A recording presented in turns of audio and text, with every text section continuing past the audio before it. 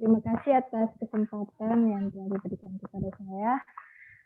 Pada kesempatan kali ini saya akan membahas materi saya, yaitu K3 dalam keperawatan.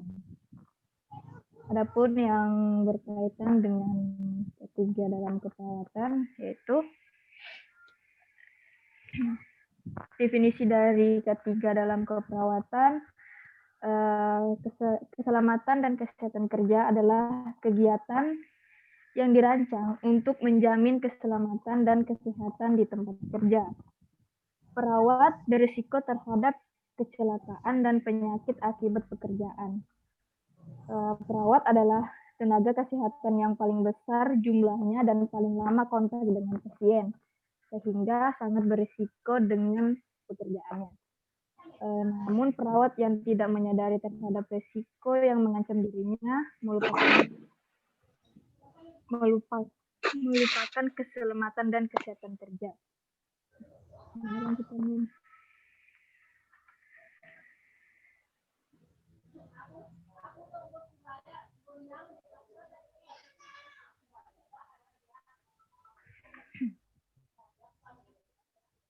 Yang termasuk dalam ruang lingkup K3, di dalamnya termasuk perlindungan teknis, yaitu perlindungan terhadap tenaga kerja atau pekerja agar selamat dari bahaya yang dapat ditimbulkan oleh alat kerja atau bahan yang dikerjakan. Dan sebagai usaha mencegah kemungkinan terjadinya kecelakaan dan penyakit akibat kerja. Ketiga, harus diterapkan dan dilaksanakan di setiap tempat kerja. Contohnya di ruang lingkup rumah sakit. Yang pertama, keselamatan terhadap faktor penyebab penyakit. Yang kedua, keselamatan terhadap pemakaian peralatan medik dan non-medik. Yang ketiga, keselamatan terhadap bahan berbahaya. Keempat, keselamatan terhadap bahaya kebakaran dan keselamatan terhadap bencana. Adapun kebijakan ketiga yang berkaitan dengan keperawatan di Indonesia, yaitu kebijakan juga merupakan peraturan kesehatan dan keselamatan kerja.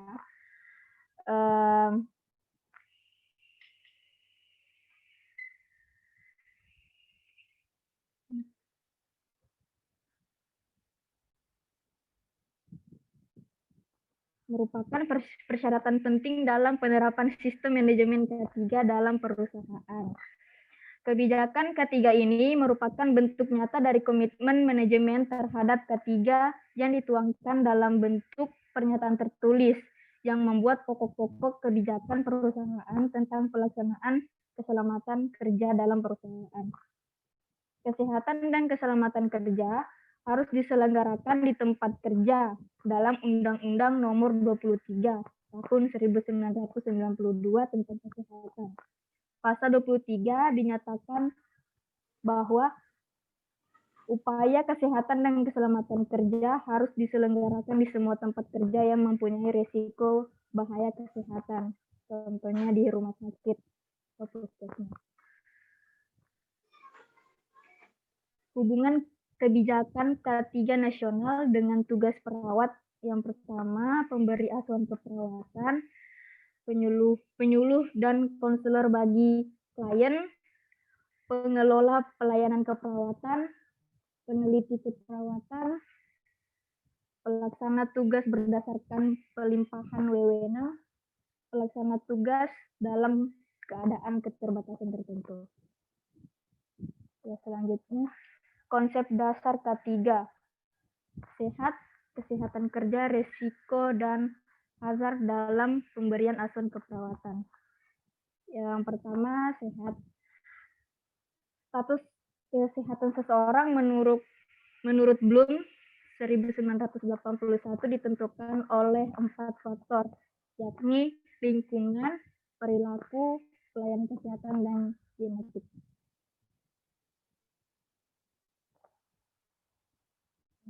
Selanjutnya, kesehatan kerja. Kesehatan dan keselamatan kerja K3 yaitu K3 ilmu terapan yang bersifat multidisiplin. bidang yang terkait dengan kesehatan, keselamatan, dan kesejahteraan manusia yang bekerja di sebuah institusi maupun lokasi proyek. Menurut American Society of Safety and Engineering, SSE, K3 diartikel sebagai bidang kegiatan yang ditujukan untuk mencegah semua jenis kecelakaan yang ada kaitannya dengan lingkungan dan situasi kerja.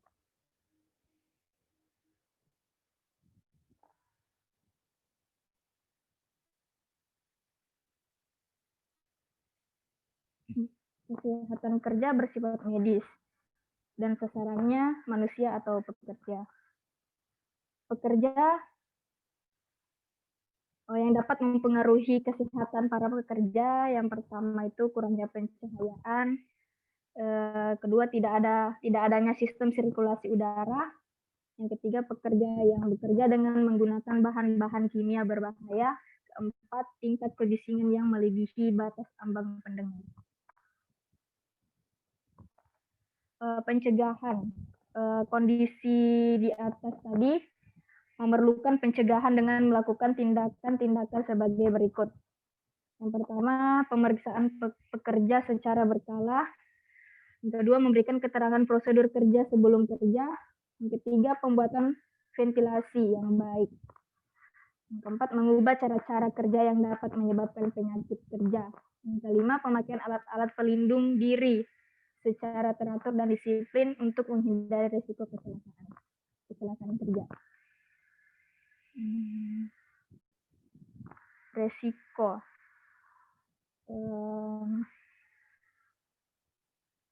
Resiko adalah kombinasi dan konsekuensi suatu kejadian yang berbahaya dan peluang kejadian tersebut. Tidak semua pekerja yang manajemen harus menyediakan lingkungan kerja yang aman untuk pria, wanita,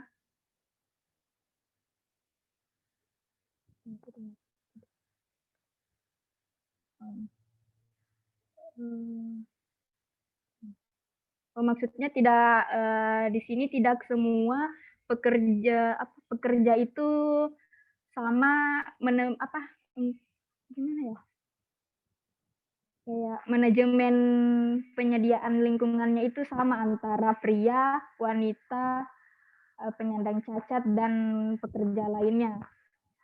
Jadi setiap pekerja itu beda beda penyediaan ketiganya supaya mengurangi resiko tersebut. Contohnya seperti mengangkat benda berat selama kehamilan dapat meningkatkan resiko keguguran. Begitu pula zat beracun tertentu yang mengekspos para pekerja laki-laki muda yang dapat meningkatkan kemungkinan cacat lahir pada anak-anak. Pada resiko yang berbeda, kadang ada yang sementara, ada yang permanen. Juga dapat mempengaruhi Pak.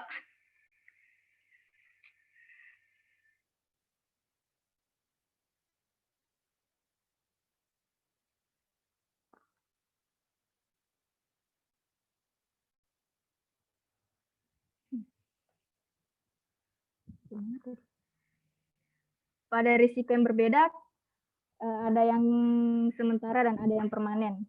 Juga dapat mempengaruhi kesejahteraan pekerja. Sistem manajemen keselamatan dan kesehatan kerja harus cukup sensitif dalam mengidentifikasi dan membuat ketentuan untuk semua situasi.